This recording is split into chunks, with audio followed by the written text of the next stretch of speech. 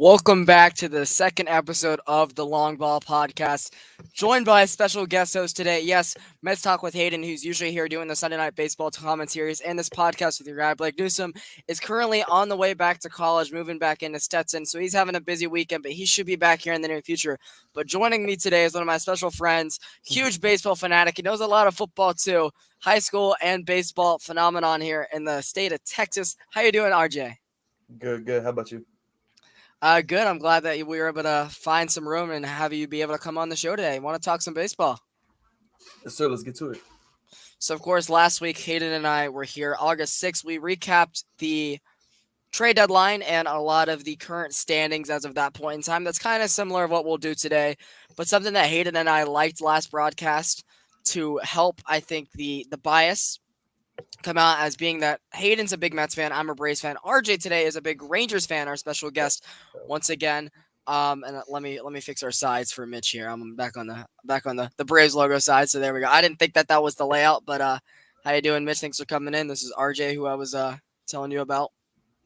All right, so a thing that Hayden and I did to start last episode's podcast is we gave about 5 or 6 minutes to just kind of talk about our teams, see what's going on with them, get them out of the way, get the bias aside, and let just our thoughts flow. So I'm going to let RJ start off it's August 13th, 2022. Let's give a little recap of what's going on with your Texas Rangers right now, man. I know you were just at the game last week.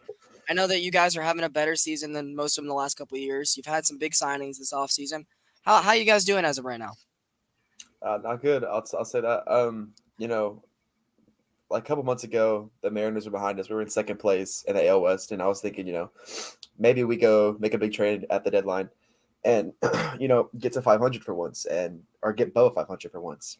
And we just didn't do that. We didn't really make any trades at the deadline. And since the deadline, it's just been downhill. I mean, we haven't really. We're 3-7 in our last 10 games right now. I mean, that's pretty much how our season's been. We've just been very meh. We just haven't been that good. Haven't been consistent. Very streaky team. Very young team, though. So I am looking forward to the coming years for sure. Who's as you just noted, you guys are debatably one of the best farm systems in baseball. You guys were even in the Juan Soto trade talks because you have the farm capabilities to go get him. Of course, he ended up going to San Diego. We'll talk more about the Padres in a little bit, of course, for other reasons. Tell me right now who's been, the biggest shiners this year. Of course, I know you love the returns you got in the Gallo trade. Let's focus on them for a minute, of course. So the guys who got in the Gallo trade, let's start with Josh Smith. I mean, he got called up in, I would say, probably June. He was okay.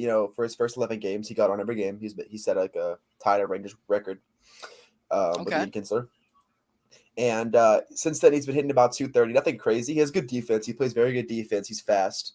But obviously, like the hitting, come up. He's more of a base hit guy. Doesn't hit a lot of home runs. His first major league home run, his only major league home run, was inside the park. So, not a big power guy, but he still fits in. Especially as a third base platoon with Charlie Culberson, your guy. Oh yeah, a lot of us, and I know a lot of Dodgers fans also love Charlie Culberson for the days in both the Braves and Dodger blue. Of course, he's been a key piece for you guys last couple of years as a utility. Plays a lot of different positions, and he's getting up there in age. He's probably 34, 35 as of right now. Yeah, but, I believe he's 32. So a solid major league ball player, that's for sure. I mean, another point that I want to mention, because you weren't on the show last week, MLB Draft, which I know was about a month ago, you guys went out and took Kumar Rocker. Of course, Hayden's Mets had him last year. Failed his physical. Things went on. He went to Indy ball, balled out. You guys ended up taking him. Debatably the most pro-ready prospect in the draft. He's already pitching at Double-A with his college teammate at Vanderbilt, Jack Leiter. How excited are you for the future with them? Because your pitching's up there. That 1-2 punch is going to be good, especially because of our pitching right now. I mean, if you think about our rotation, you can only think of one name, and that's Martin Perez. I mean, not a lot of people can name Rangers pitchers. Because they're just not good. They don't stick out. Only way they stick out is for their high ERAs. Yeah. So, I mean, with Kumar Rocker and Leiter having the Vanderbilt experience, not only like one of the best baseball colleges in the nation, but they're like chemistry together. It's nice to have them on the same team right now. Maybe they'll work at a AAA later this season, maybe early next season, and get called up in June or July next year. Hopefully, we're competitive at that time for like a wild card spot or something. And I'm very excited about those two, though. Lots to look forward to. So I guess to wrap it up here, Do you think that the Rangers will bring back guys like Martin Perez this offseason, being that he's on the last year of his contract? And could you see a possible reunion with Joey Gallo? And that would be a complete fleece of a trade Yeah. if you guys were able to pull that off. I mean, I could see us getting Gallo, but I could also see us, passing on him. Obviously, his low batting average is an issue, but um, I do see us re-signing Perez. I mean, there's no like he wants to be in Texas. He takes pay cuts to come play here. He likes the atmosphere, and everybody loves Martin Perez. Like, how can you hate that guy, especially if you're a Rangers fan? So yeah, I would like to see us resign him. I do see us resigning him, but I do not. I do not see us getting Gallo. As much as I'd like it, I don't think we'll go get him. And as of right now, how many wins do you guys think you'll end up with? I know preseason, you and I talked in spring training. You wanted about a 500 ball club. You guys are going through a rough patch in the dog days right now. Some of those trade acquisitions that you shipped away are now starting to show dividends. Where do you guys think you finish up record wise? 65 to 68 wins. I'd like us to hit that 70 win marker, but I mean, realistically, I think about 65. Well, I feel like that's a good little spot for you guys to be in. I mean, how many wins did you guys end up having last year? I don't remember off the top of my head. I believe it was probably in the 60s. Not sure. Okay, so at least there's improvement. Of course, you guys did get two big stars in the offseason, picked up a couple other guys like Cole Calhoun, John Gray, but of course, two guys aren't going to turn a whole franchise around, but a core will. And you guys are building one down in Arlington, Dallas area. The Rangers are coming, folks. They've been gone for a couple years. They're looking to win that World Series. They're yet to do so. They've been there many times in the past, and I believe that it'll happen probably within the next decade or so if things go right. I guess we'll switch over now and do my little bit of ranting and updating on the Braves before we get around the rest of the major leagues. First of all, thank you guys all for coming out, showing some support to us this Saturday evening. If you guys are also watching on the replay on any of our platforms, whether it be Twitch, Twitter, YouTube, you name it, we appreciate it, and we thank you guys for the support. So, as I said, as of August 13th, 2022, the Braves are playing in a doubleheader today. That's kind of why we're filming in this weird hour. So RJ gets to watch the Rangers game later, and I don't miss any of the action between the Marlins and Braves doubleheader. Last Saturday, Hayden and I were sitting in between a Braves and Mets doubleheader, and that was a huge series for both sides. Of course, the Braves, the defending world champions, four winners in a row of the National League East, and the Mets have been on the National League horse the whole year. They have been in the lead, I believe, since mid-April for the rest of the year. The Braves were once at one point 10 and a half games back. They worked it to a half a game, but such a bad series in Queens led them to drop 4 of 5, and suddenly that league was back up to 6.5. It's been shortened back to 5.5 as of right now, with the Braves and Mets yet to play again tonight. So it could be at a 6.5 or a 4.5 game mark.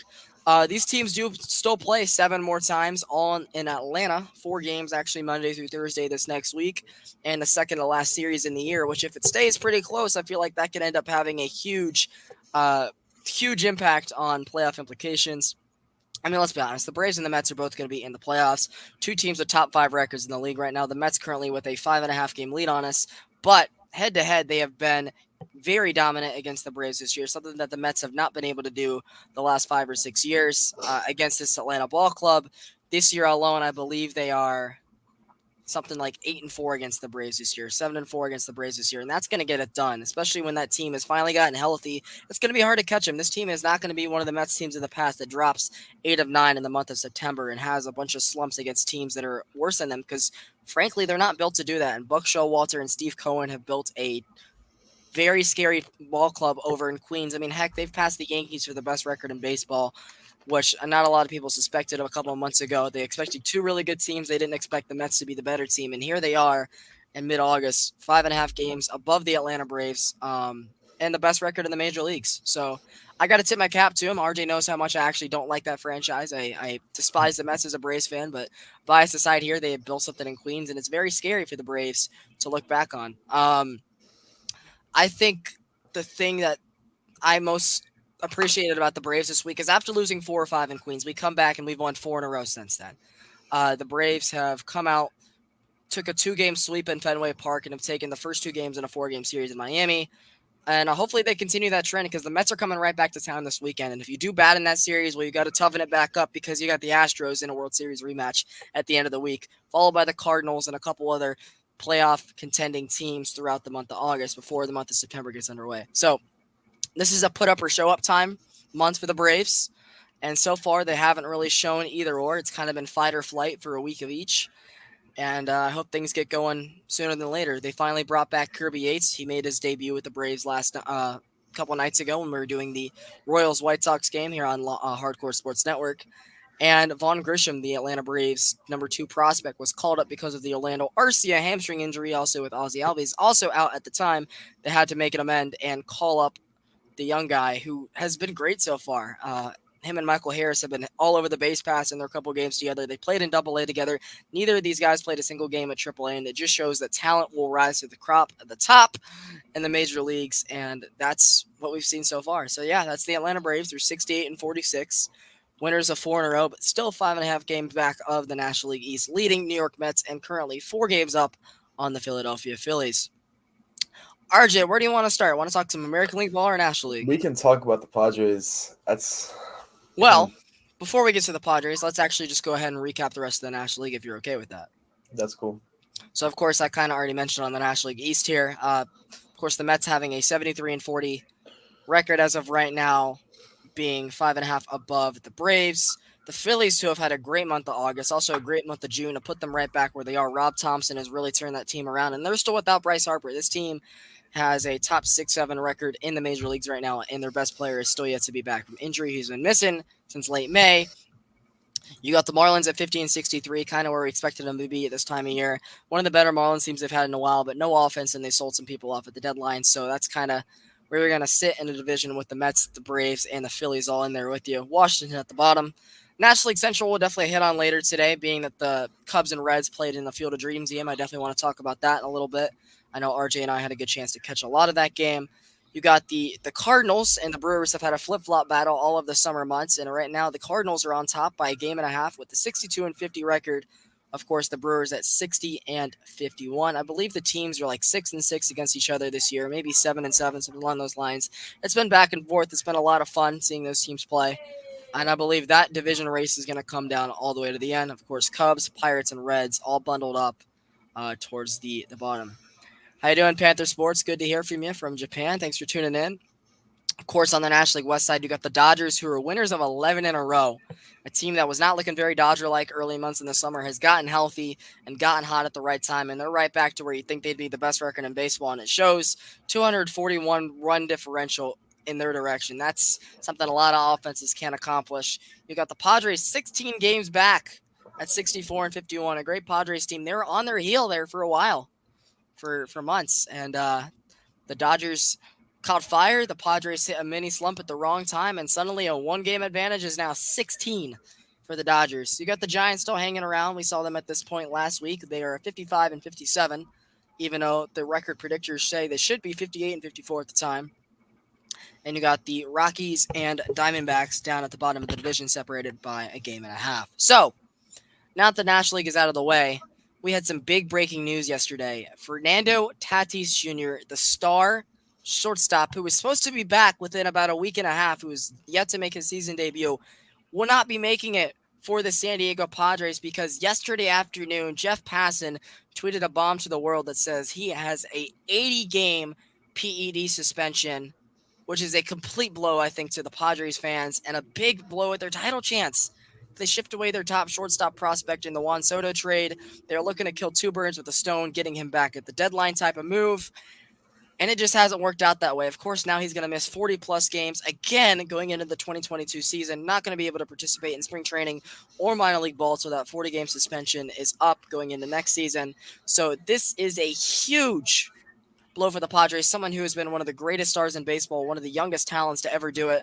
And now we're maybe seeing why he made it look so easy. RJ, I know that you had a medical condition the other day, which made you have to go take a similar uh, product to what Fernando had to for his ringworm, which is why he got a positive test for PED. So do you mind explaining what the product is, and then, of course, giving your deep dive on what this means for Fernando and the Padres? Yeah, so obviously what I took was not 25 plus milligrams. I Yeah. took 4 milligrams of something to help with an inflammation, but it wasn't as strong. And I don't think it was exactly what he took, but it was a steroid. And I mean, I just set a picture up like as a joke. But if you're the Padres right now, especially if you're a fan, especially thinking like, we got Soto, we got Bell, They we're got rid looking of Hosmer great. too. Yeah, got rid of Hosmer, but Snell's coming back. Snell, all their pitching is coming back. Darvish is starting to get hot, having some great starts here recently. They're looking like a good playoff team. And if you're a Padres fan, you're like, okay, we're getting Tatis back next week. We're gonna make a push, with the Dodgers and try and make this closer than 16 games. Then they got And swept. you see Tatis gets an 80-game suspension, which doesn't kill him for this year, but next year he's out 42 games. He It can't does play kill spring him for this training. year. It kills him this year and Yeah, that's what I probably said. half of next year. Yeah, 42 games next year. The rest of this season, he can't even do spring training. So like when he comes back, we don't even know if he's going to be the same kind of hitter. We don't know if he's going to be good anymore. So it's crazy because this is a career-ending kind of thing. If he comes back and he's horrible, then I'm not saying that it's going to happen or anything, but that's a possibility. I mean, I think it's just so crazy to think how quickly a story can turn. This guy was beloved by all of Major League Baseball just as soon as, a week ago. Just as recently as a week ago, he was thought of as one of the best young stars. And I mean, you can't find a lot of people that hate that man. Not only has he been a great provider for the San Diego Padres, him and, of course, Manny Machado's $300 million deal was really what put them back on the map. He's also been a great guy in the community. I think he spends a lot of time working with his parents, who his dad was of course a major league ball player, and they're big farmers, and they are very big family people, a very good personality. So he was very easy to be drawn to, especially for a lot of people who were tired of seeing the Dodgers win all the time. Seeing somebody that could compete with those guys, or so we thought. And then this happens. I mean, I know RJ and I were kind of younger when the Robinson Cano and the Ryan Braun suspensions happened about a decade ago, but this seems very similar to that, where they were having a great 4 or 5 year stretch. Fernando's not even at that point yet, where he's only played one full major league season with injuries in the COVID year.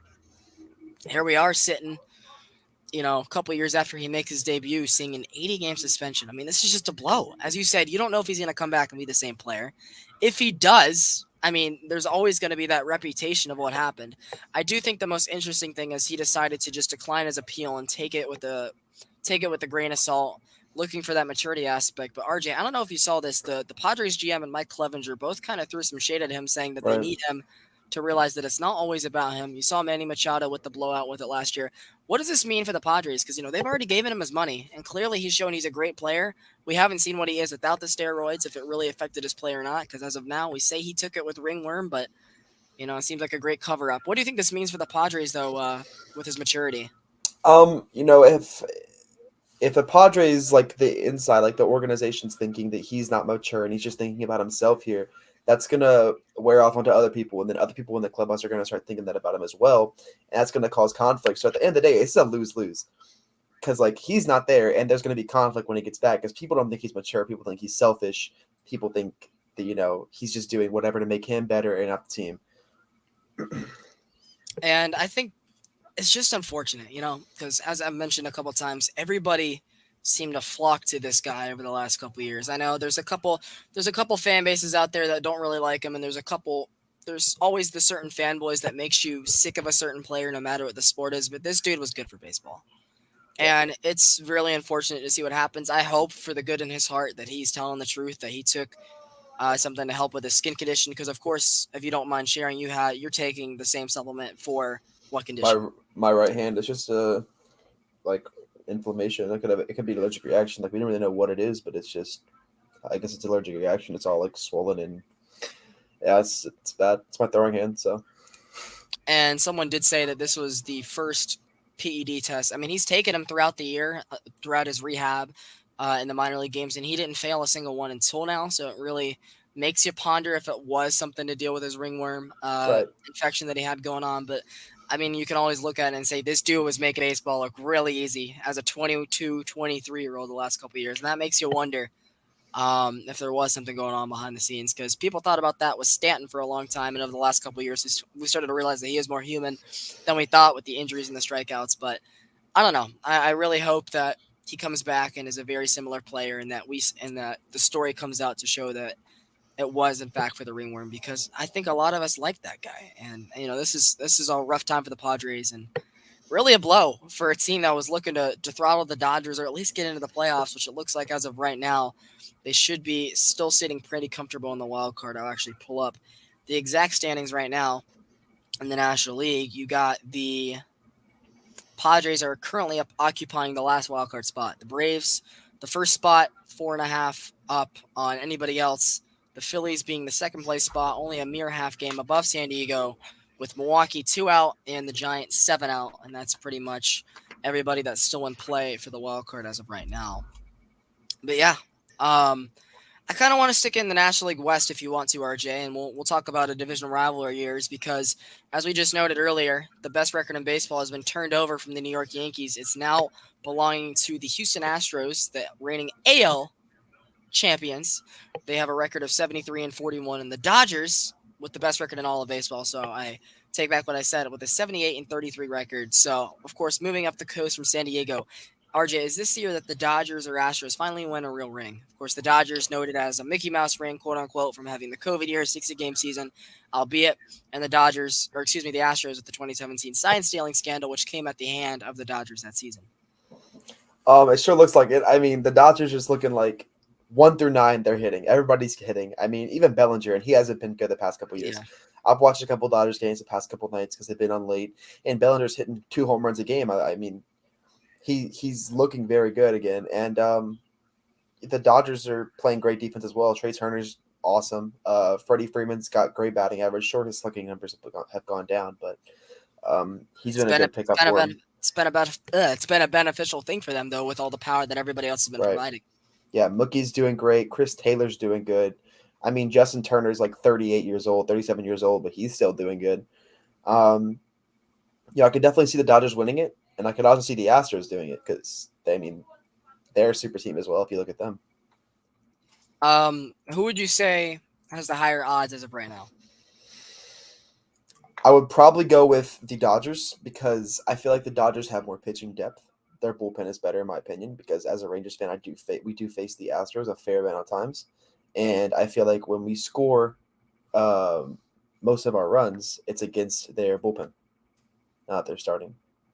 And of course, you guys, being that you play him 19 times a year, you know a lot about this Astros team.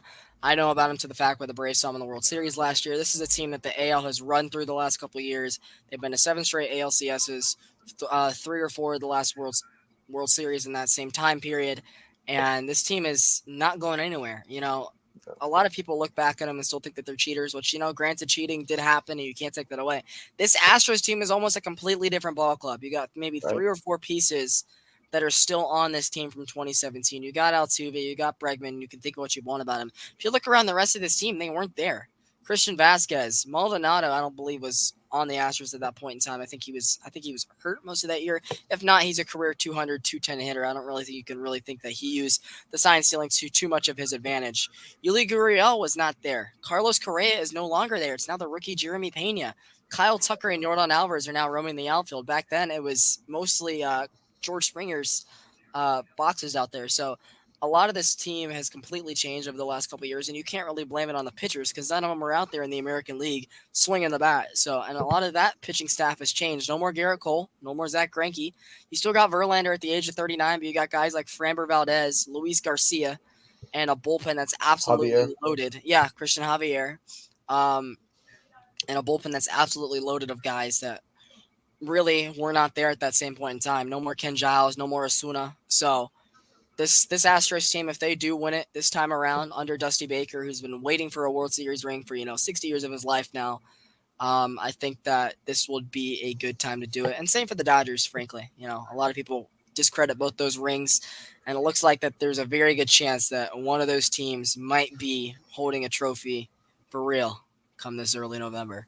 So, RJ, I don't know if you still have your AL series or AL standings pulled up, do you? I can flip over to it right now. Yeah. Because if so, I was wondering if you wanted to give us an AL standings recap similar to what I was doing with the National League for the folks at home. All right. Let's talk about some sleeper teams here that could, potentially go for a World Series run themselves. Well, what's going on with the? Let's give everybody an update with the standings first before we Oh, dive the into that. standings. All right, I Yeah, got you. All right, with the AL East. All right, of course, the Yankees. It's 71 and 42. One of the better teams in baseball have been all season long. 2-8 in the Um, last 10 though. Point to that mention. is true. They are 2-8 in their last 10. The only team with a winning record in their last 10 games over or in the AL East would be the Orioles. So that's something to note right there. But then in second place, you have the Blue Jays. They're 4-6 in their last 10 games. They've 10 been back. playing okay. They've been playing okay baseball. They've been playing win one lose one the past couple of weeks, but at the end of the day, that is a very young team and they could get hot at any moment in time. And then in third place, many people wouldn't think that this team could be in third place at this time, but you have the Orioles. I mean, they're playing right now. I have it on over here. They're losing right now, but I mean, they're playing great baseball. They're at 59 and 53, 8-2 in the last 10 games, and I mean, they look unstoppable right now. They're not making errors. They're hitting the ball in the gap. 1 through 9 has a pretty decent batting average. 230 and higher. So they're looking really good. They could get into a wild card spot um, very easily. Then you have the Rays. The Rays have been kind of disappointing this year. In 2020 they did make it to the World Series, and that was a I guess a Mickey Mouse year, as some people would call it. And ever since then, they haven't been that World Series kind of team. Well, last year they won over 100 games again, if I'm not mistaken, but ran out of pitching, which is Right, what they do so well at come the playoffs versus Boston. right, and it's just you have to have that. You have to have a lot of pitching. You have to have bullpen depth if you want to be a World Series competitor. Like these Yankees and Astros and Dodgers. Then in last place you have the Red Sox, who were super good. Not I won't say super good, but like they were doing really good. Month of June, Like yeah. a month ago, 2 months ago, and then I mean I'm sure everyone has saw it over social media. I mean the inside the park or all the errors that were happening, all the balls getting dropped in the infield, and their losing streak. Their losing streak was horrible, and now they're in last place in the AL East, which arguably is the hardest division right now. I mean, you have four teams in Absolutely. there that are playoff contenders at this point in time, but they're 4-6 in their last 10 right now. Let's move on to the AL Central here. The Guardians are in first right now. This has been a tight race all season long with Guardians, Twins, and White Sox. Um, Guardians are 7-3 in the last 10 games. They're 60 and 52. They're probably the youngest team in baseball right now. Yeah, I would say so. And they look great. I mean, Andres Jimenez was a great trade for him. I mean, obviously, losing Lindor is tough, but Andres Jimenez is going to play so good there in Cleveland. And I mean, Josh Naylor's looking good. Obviously, they just DFA'd Franmil, but he wasn't Yeah, hitting that good. And I mean, game after they DFA'd him, he went off for the Cubs. So really. that's something. That's pretty funny. In second, you have the Twins. They're at 58 and 53. Game and a half back. So, like, this is how close the division is. They're a game and a half back. They've been 5-5 in the last 10 games. They've been about a 500 team all season. They're 5 games above 500 right now. The The Twins also injuries had a are really cleaned good up. deadline too, so it's Yeah, interesting to see that they haven't they did. separated themselves. That is true. But they have been a little injury riddled for this majority of the beginning of the season. With Correa getting hurt, Buxton was getting hurt. It was getting real scary for them, but they've really picked it up over here for the past couple months. And then the White Sox, 3.5 games back, 5-5 in their last 10. They have been pretty good. I mean, they're 57-56, a game above 500 right now, and they're definitely a wild card contender at this point as well. Yeah, I mean, of course, Hayden and I called the White Sox Royals game Right. Wednesday night, and there's a lot of things I want to go over when we get through this recap that has to deal with the White Sox because there's a lot of ranting I could use with them. Yeah. And then you have the Royals. They're at 47 and 67. Not much to say about this team other than they've just been, eh. Oh my god. You're all good. Sorry about that. It's all good. The Royals, yeah, they're 20 games under 500 right now. They're not looking real good. I mean, Bobby Witt's obviously promising. Melendez is looking promising, but yeah, nothing real to talk about with them. And the Tigers, everyone thought Tigers would be second place in this division this year, and they've Yeah, they've been horrible. 43 and 71, yeah. 2-8 in their last 10. I mean, they have been everything but what we expected.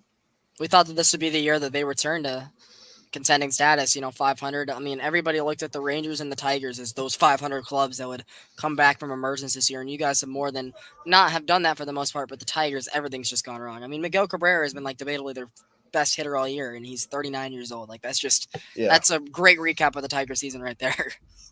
100%. And if you go to the AL West now, it's obviously ran by the Astros, and the Mariners have started to pick it up recently. But yeah, the Astros usually run this division, especially over the past 5 years, and I mean they're just doing that again this year. Obviously, the Mariners are close with them, and then you have the Rangers at third. We're pretty far above, like about 14 games that are 500. And the Angels are 15 under 500. So, I mean, us and the Angels have been pretty similar all year. Our series have always been good, but we're 23 games back.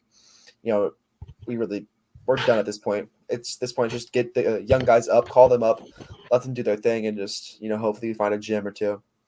And then the Athletics, I mean, they've been terrible this year, 2-8 in the last 10, but I feel like every 10 games they play, it's just 2-8 because I mean they can't buy wins sometimes. Their pitching's not very good, and the only guy that can consistently get hits for them is Ramon Laureano, who also is a PED user. Yep. Yeah, I mean, the Mariners looking like a pretty good team that can get to the playoffs, and all three of the teams in Central that I talked about with the Guardians, Twins, and White Sox, they look like they can get in. And then the Astros obviously, and then Yankees, Blue Jays, Orioles, and the Rays. It's going to be a really good wild card race come September. I mean, yeah, let's look at the wild card race real quick before we drop in the rest of the league itself. Of course, right now you got the division leaders, the 1 seed at 73 wins. You got the Houston Astros, the Yankees who have just dropped behind them with a 3-game losing streak at 71 wins, and the 3 seed being that the Central, each division winner is going to have a top 3 seed. You got the Guardians who could be flip flopped any couple days between them, the White Sox and the Twins at the 3 seed. They're 60 and 53, as we noted. They've won 7 of 10. In the wild card, you got a better record than the Guardians, but again, because they're not winning the division, they are below them at the 4 seed, the top wild card spot. You got the Toronto Blue Jays. So if the postseason started today, this would be the layout for the American League. You'd have the Astros and the Yankees sitting back watching everything with a bag of popcorn, while you would see the Guardians, the 3 seed, hosting the Blue Jays in a 3-game series in Cleveland, while you'd see the. Well, I'm sorry. Let me rephrase that. The Blue Jays would actually host the Mariners in a 3-game series, which I think would be a great series for baseball. That would be an awesome 3 games to watch. And the Orioles would actually travel to Cleveland to see them. So that would be really interesting to note. Is that the American League is just crazy close this year. I feel like the National League debatably has bigger superpowers. Like there's 3-4 really good teams over there, but the American League is made up of a lot of solid ball clubs that can all compete and go out there and beat the crap out of each other 5 days a week. I mean, you got the Rays and the Twins both sitting literally a half game out of the race. The White Sox 2.5. Boston, who's had a peak and valley year, as you've said, 4 back, winners of 2 in a row, being that they walked off the Yankees last night. Maybe that gives them another sense of false hope for another week or so. But yeah, that's the American League has been crazy competitive. So I wanna focus back to the American League East for a second. Kind of go around.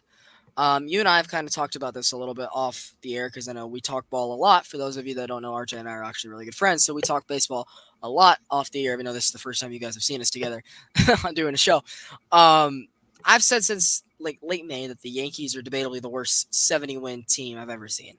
They haven't won a big series, it seems like, the last couple months. The Astros have slapped them around for 6 of 7 this year. The Mets beat them in a 2-game sweep. They lost back-to-back series to the Mariners. The Red Sox have walked them off a couple times the last couple weeks. While the Red Sox are a last place team, that's a big rivalry there, and you kind of got to go in and win those games and handle business. So we'll be doing that game tomorrow. Oh yeah, and also true. Yep. That is also for sure another plug. We will be doing the Yankees Red Sox Fenway game, kind of like we did a couple weeks ago, with Nate Show and Mitch, the Sunday Night Baseball telecast right here on Hardcore. So you guys be here at 8:00 Eastern, 7:00 Central Time for some live play-by-play. I just find it really interesting that the Yankees cannot win these big series. Another one that I missed is they got swept by the Cardinals as well. Jordan Montgomery, who had been traded from the Yankees to the Cardinals a week before, went out and shoved versus his old club. And that had to have been very awkward for a lot of the Cardinals and Yankees fans alike to watch. But what's going on with the Yankees right now, RJ? They're coasting. They've won 2 of their last 10, losers of 3 in a row. Yeah, they're still sitting 10 games above the Blue Jays, 9.5 to be exact, at this point in time. But, I mean, hey, they're going through their rough schedule, and they're showing that maybe they're not so great against these good teams as we once thought. Yeah, like me talked about earlier, I mean, in these series that mean something, like, the Cardinals series, the Mariners series, they're not doing. I mean, if you watch that Mariners game where Castillo pitched and went about 13 innings, that base running they had was terrible. It looked like Little League. But like MLB The Show. Yeah, it was Little League. I just don't think if they can't compete with these better teams, not even teams that are destroying our division like the Astros. The Astros have ran them this year, but they play the Mariners and they lose the series because base running. I mean, if you can't run bases, that's and you're in the majors, that's bad. I But mean, they yeah, went the extra innings went 13, right? So there was 3 innings of play. correct. Judge didn't even get a single at bat because there was 2 innings where No, they he had did. He got intentionally walked. okay, well he didn't get a chance to hit the ball in extra innings because Right. of the 2 extra base, the base running errors, which can't happen. Yeah, it's true. And then if you look at the Cardinal series, I mean, they just traded Jordan Montgomery. He comes out and pitches against them, and he shoves. And it feels like a little bit of like a redemption series, a little redemption game or whatever Yeah, from Jordan Montgomery. But I mean, that's not a very good pitcher. I mean, he's never been he's always been average. amazing. Yeah. I mean, if you're going to be a team that wants to make a run for the World Series, you've got to be able to hit the average pitchers, the guys that aren't going to blow you away, but they're not going to be terrible. And if you look at the Yankees lineup, they should be. I'm actually gonna turn my mirror back the other way. The Yankees lineup should be able to hit anybody. I mean, one healthy, of course. I know they've had some injuries, but you look up and down that lineup. Rizzo's had a great year. Judge, debatably, is the MVP as of right now. Him and Shohei, it's their race to lose. IKF, well, I know a lot of Yankees fans have hated him. He's the best shortstop you've had probably the last decade. Since Jeter's been gone, who's been a guy that's been out there and played as solid as he has? Sure, you've had people that have plugged that spot, but the dude is Like hitting Didi, yeah. 280. Yeah, but like Didi was always hurt, and they ran him out of town. So like, you look at it, IKF, while he has no homers and only like 5 or 6 RBIs, the dude gets on base. He's playing good defense, which is you guys complained so much about last year with Glaber and Didi in years past. Um, and they're still trying to run this guy out of town. I'm sorry that he's not hitting 30 home runs, hitting 260, and is just pimping the ball left and right. That's not what every ball club is made out of. 26 guys don't do that. You got to have a complete team, and that's what the Yankees have lacked for the last decade to be able to get through to where they usually are, winning the World Series or even in the World Series. They haven't been in one since 2009, which it's been over a decade where the Yankees have just learned how to play like the rest of the major leagues, where they got to wait their turn. Josh Donaldson has had a bad second half. Who would have thought in the month of June, as looks like RJ's having some technical issues, so he'll be right back. Who would have thought in the month of June that the Yankees fans would be begging for Clay Holmes to get out of the spot, the closing job, to give it back to Aroldis Chapman? I don't think anybody would have called that. And here we are. Aroldis Chapman is literally in the process of taking back over that closing role, which is shocking to say the least. I would have never expected that a couple months ago. I would have never expected a couple months ago for them to even have a division lead that's under 10 games, which, yeah, that's still, it's going to take you probably 2 weeks or so to catch up, and there's only so many weeks. But the Yankees are finicking right now. And not to say I didn't call it, but I knew this team was playing way above their expectations. This team was not a 72-win team whatsoever. I don't know if it's a couple of the veterans are just aging, and as the dog days go on, they're just hitting the rough parts of the year. And maybe, I mean, who knows? If you're a Yankees fan, I'm sure you'd rather get the rough parts out now and turn it back on, last week or two of September, and be ready to go, because you're still going to be the 1 or 2 seed in the American League. You're still going to have that first round bye. You could really even position yourself in the best case scenario to where you can avoid teams you want to face and see a team that you do want to face, because the Astros are also going to be sitting there watching the games with you. As I mentioned, the Yankees have lost 6 or 7 of the Astros this year, including a no-hit, including a doubleheader sweep on the first day of the second half. So it has been a lackadaisical month and change for the Yankees, to say the least, and the Bronx Bombers. Another point I want to mention is RJ was talking about earlier with the Baltimore Orioles, is that they're doing this without John Means, without, they traded Trey Mancini, the heart and soul of that team, literally. Pablo Lopez, or not Pablo Lopez, excuse me, Jorge Lopez, the closer who they traded to the Twins at the deadline, was dealing. He's had one of the most revivals of his career, one of the best years he's had there in Baltimore in a long time. All those guys are gone. John Means with Tommy John, he's going to be out for the whole year. They trade Mancini to Houston at the deadline, which is, I didn't think they'd be trading Mancini at this point in time, especially with the qualifying offer still being available for them to at least get draft compensation for him in this playoff race if he decides to walk in free agency, because he'd be a big part of it if the Orioles did make the playoffs this year, which as of right now, if it started today, they would be in. Who would have thought that as well? Because baseball is just a romantic sport. But I think that's just the weirdest thing, is that they're doing it without 3 of the core guys that were some of the only usable players the last couple of years in Baltimore. John Means, Mancini, and of course Cedric Mullins is still around. But I mean, three of their top guys, Lopez, Mancini, and Means are not there, and they're still doing the damn thing. So shout out to Baltimore, man. I that city is excited. I know they got the Ravens coming up, who's going to be one of the better teams in the NFL. So it's going to be a fun fall for Baltimore sports, to say the least.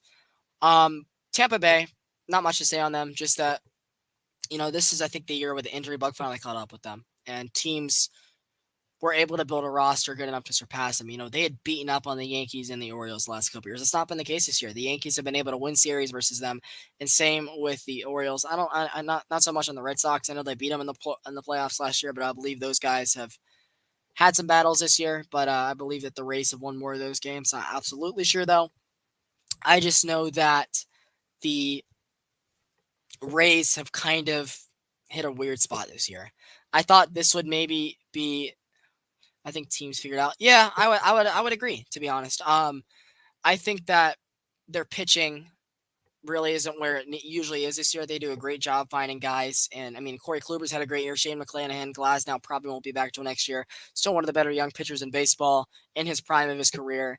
Guys like Yarbrough have kind of been roughed up. So the Rays, I feel like this is the year where they finally decided. I thought they would maybe just ship a couple pieces, take some of the youngest guys with control, and really just plant seeds for their future. Because this team is never going to be bad, but they're never going to be elite enough. So I don't know if they'll be able to ever win the World Series, but they're always going to be a fun team to watch in contention. Even in the tough AL East, I just think that this is the year that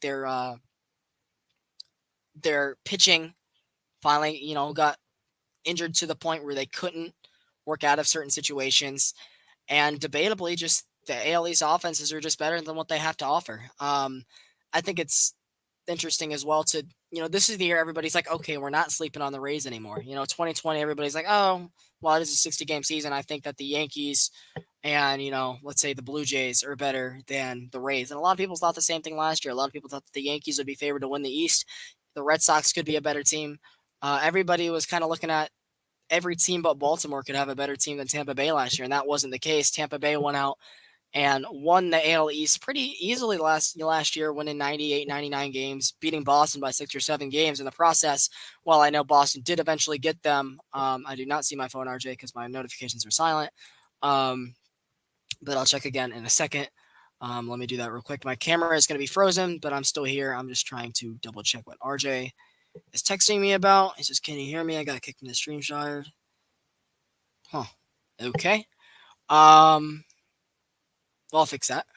All right. So sorry about that, y'all. We're good. But yeah, I think that the Rays really, this is the year that people would said they'd stop sleeping on them, and the year that people finally said that they've gone finicky. So let me make sure I can get RJ back in here. It doesn't say that he's in the back waiting room. So RJ, if you want to just close that tab and open up that link again, because I'm not saying I can't let you in right now. There's nobody here. So I don't want to give out the I don't want to give out the StreamYard to the chat, but I can't let you in because it doesn't give me the ability to do so. You're not in the back room. So you have the link. All you have to do is click on it and enter StreamYard, and you should be able to join there, but I can't right now. I thought you left for dinner, if I'm being completely honest. Yeah, you're good. So RJ should be able to come back here in a minute or two. In the process, I'll move on to the AL Central unless RJ has anything to add about the AL East when we come back. But as of right now, I can't add him back to the StreamYard just yet. So while we wait, we'll kind of talk about the AL Central. A couple nights ago, I was ranting about the AL White Sox on our live stream, which again, tomorrow night, RJ and I will be back here on Hardcore Sports Network, 8 o'clock for the ESPN telecast of the Red Sox Yankees game at Fenway Park tomorrow night. So you guys make sure to be here. Same time, same place, same outlets, all that good stuff. And Wednesday night, Hayden and I were talking about the White Sox against the Royals, who debatably have just been the most disappointing team in the league this year. They battled injuries, and while they've gotten healthy, they just can't win at home. They can't win at home. Tony La Russa has had such poor management. They can't win in the extra innings. And a lot of their, I mean, this is a star-studded roster, and it seems like every single person is mightily underperformed. Lance Lynn's out there with a 7 ERA. Giolito's got an ERA close to 5. Dylan Cease has been great. Johnny Cueto surprisingly has been great. The Keuchel route didn't work. You look at their bullpen, guys like Cody Hewer and others have been moved over the last couple of years to bring in other pieces. The Craig Kimbrell trade did not work out. AJ Pollock's been banged up a lot of this year. Tim Anderson's hurt. Yohan Moncada's had a terrible season. Yasmani Grandal has not been Yasmani Grandal like. Luis Robert missed a lot of time. So this White Sox team just hasn't been it. And it's sad to say because I know a lot of well, I'll try to do what I can, RJ, but I can't. If you're not here, I can't let you back in. Try restarting your computer. The White Sox have been the most disappointing team, and I think a lot of it goes back to Tony La Russa, the guy who first started analytics. Him and Buck Showalter were big analytic guys in the early 1980, late 1980s, early 1990s. And the unfortunate thing is the White Sox owner is not going to fire Tony La Russa because 25 years ago he made a mistake firing a young Tony La Russa who went on to win multiple World Series with the Cardinals near after that. And I don't think the general manager or the ownership of the White Sox is going to make that same mistake twice. They feel like he has one of the safest managerial spots in the league, which is very sad to say the least. Because I feel like he's held this team back quite a lot. This team is young, this team is fun, and they are mismanaging them completely. It seems like everything has gone wrong for them this year. What's up, Max? I don't know what the numbers is. I hope you're not giving out your phone number, but thanks for stopping by, man. For any platform that you guys are on. But yeah, I just think the White Sox have just been the most disappointing team this year. That's to say the least. I already kind of ranted a lot about them the other night, so I don't want to repeat a lot of my thoughts again. I pretty much wrapped them up already there. Twins and Guardians. The Twins are another team that seems like every year people think that they're going to be one of the better teams in the league. They turn out to be pretty finicky, and they don't do a lot. This year, a lot of people were sleeping on them. Everybody thought it was the White Sox division will lose. The Tigers would be much improved, which we'll talk about them in just a second. And the Twins came out and really just balled. They have been first or second most of the year. I know them and Cleveland have kind of gone back and forth. They're still only separated by one game, so it could be tied up as of tonight with a Cleveland loss and a Minnesota win. This team is another very good baseball team. I know they have not won a playoff game in about 20 years. They've been there and they get swept every time they've been there. It's a thing that they can't get off their neck. Of course, with the Yankees that you play a lot in the American League, it's hard to muster up series wins, if not a single win in the postseason. So you look at that team, it's not a bad roster. You got Carlos Correa. Byron Buxton's been healthy. Jorge Polanco's been great. They still got Miguel Sano, I do believe. Gio Urshela has been great. Gary Sanchez. So the two guys that got in the Josh Donaldson trade have proved out to be pretty good. The outfield with Kirilloff, Max Kepler's rebounded. They added Tyler Mahle at the deadline with Sonny Gray. I think they were looking at Frankie Montas, but I remember he went to New York. That would have been a nice other pickup for them, them losing Barrios last year. So the bullpen has been pretty good. I don't know if I trust it in an October role, but I don't watch a lot of Twins ball. I do have MLB TV, same with RJ, but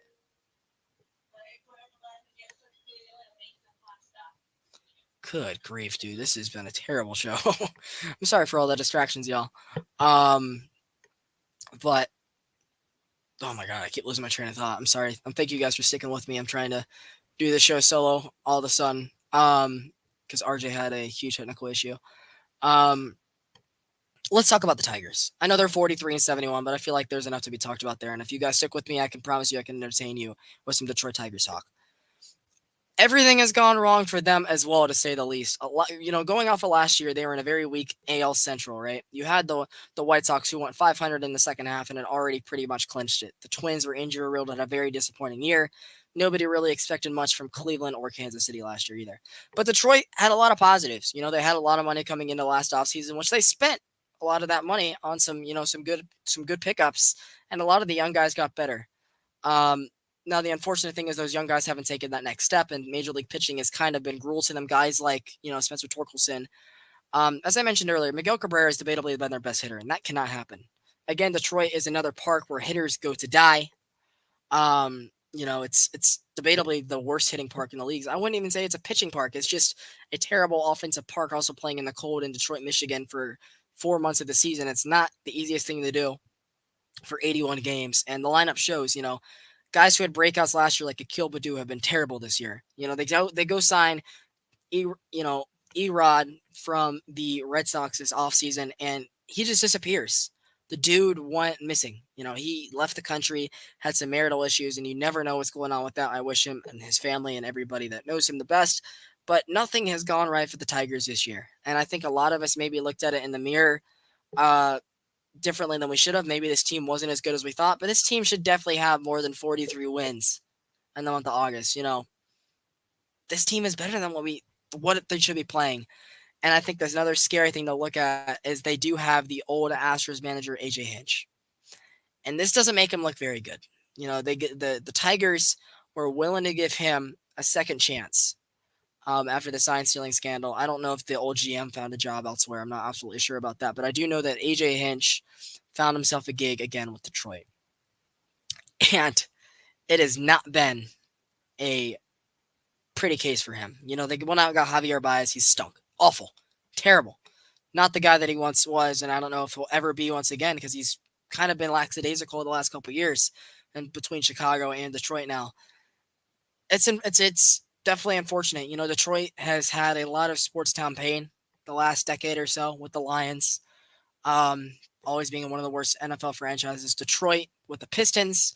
Now, granted, they have a lot of the youth that they've one of the most promising youthful rosters they've had in a long time. They're still a couple years away from doing anything, and they haven't done anything the last couple years without those guys. You got the Red Wings, which I don't know a lot about hockey, but I do know that the Red Wings have historically been one of the worst franchises the last 30, 40 years. And then you got the Tigers. So I feel for Michigan sports. I know that the Wolverines and the Spartans also aren't as good uh, athletically as they used to be. Winning titles and stuff here and there for a multitude of sports. So I feel bad for the state of Michigan for their sports teams. I hope that things do improve here in the future. Hey, what's going on, Nate? What's going on, man? Good to hear from you. We'll be Nate. We're actually going to be doing the Yankees Red Sox game tomorrow night here on Hardcore and on my networks as well. So if you want to stick around or maybe come join us for the later innings, just let me know, man. So, but just a little bit more here to talk about before we wrap things up here on episode 2 of the Longball podcast. It doesn't look like RJ is going to be able to return, but I do know that Hayden will be back for next week, and of course tomorrow night, as I've stated, we have the ESPN broadcast. I'm trying to think if there's anything else I kind of want to hint on. I mean, RJ kind of to wrap the AL West talk in a bow. Trade deadline's passed. The dog days are happening. The Field of Dreams game happened the other night. It was a sleeper to say the least. I think a lot of us knew coming into it that it'd be the Reds and the Cubs. From May on, we knew that neither of these teams would be very good at all, and that game kind of played at it. It was a nice little rivalry to say the least to have them on the national spotlight. I hope it's better teams next year, but I mean there was no home runs hit in the cornfield, and that was unfortunate to not be able to see. It was very cool that they had the Harry Carey hologram. Of course, legendary Chicago Cubs announcer. His son and grandson have both been successful broadcasters for the Atlanta Braves as well. So a very successful broadcasting family, the Careys. They had a hologram of him sing "Take Me Out to the Ball Game," which is very chilling and very cool to say the least. They had Vince Scully, which bless his heart, rest in peace to that soul, do the voiceover intro from a movie he did back in the day for the Field of Dreams script. So that was there was a very cool storyline to say the least. I mean, it's the Field of Dreams. It was a fun game last year. It was a much better game last year, but I still watched. Okay, I'll make sure to do that, Nate. It was a very lackadaisical game, but it was still fun to watch at the same time because I'll watch any baseball, especially if it's a neutral site game. I know they're getting underway for Game 2 of the series tonight in Cincinnati between the Cubs and the Reds, who are only separated by 2 games in the National League Central, 3rd place and 5th place, 16 and 18 games back of the Cardinals for 1st place, respectively. But I mean, the Cubs jumped on them 3 runs in the 1st inning, and they added a 4th, I believe, in the 5th inning or so. Drew Smiley pitched really well. The Reds got 2 back in the 7th inning, and that was it. 2 scoreless innings for each team, the 8th and the 9th, and that was it. So the Cubs and the White Sox, Chicago, respectively, has taken the first 2 games of the Field of Dreams game, and it'll be interesting to see what comes in the near future for that game, because I think it'll still be really interesting to watch for the next couple years. But yeah, I believe that's a lot of what we had to talk about and all the time we had for here in episode 2 of the Long Ball Podcast. Once again, I'm Blake Newsom. Thank you guys for tuning in, for RJ Martz, and of course for everybody here at Hardcore Sports Network, and along with Hayden, who should be back next week. We'll see you guys tomorrow night for the 8 o'clock ESPN game between the Yankees and the Red Sox. So once again, I'm Blake Newsom. If you guys want to follow me on Twitter, here's my @ right here at Newsom Sports ATL. Make sure to give me a follow. I'll follow you back, and I'll be happy to talk sports with any of you guys. And so, yeah, I'll see you guys next week. Thank you guys again for another great show, and we'll see you next time. So let's play ball, all right? See you guys soon.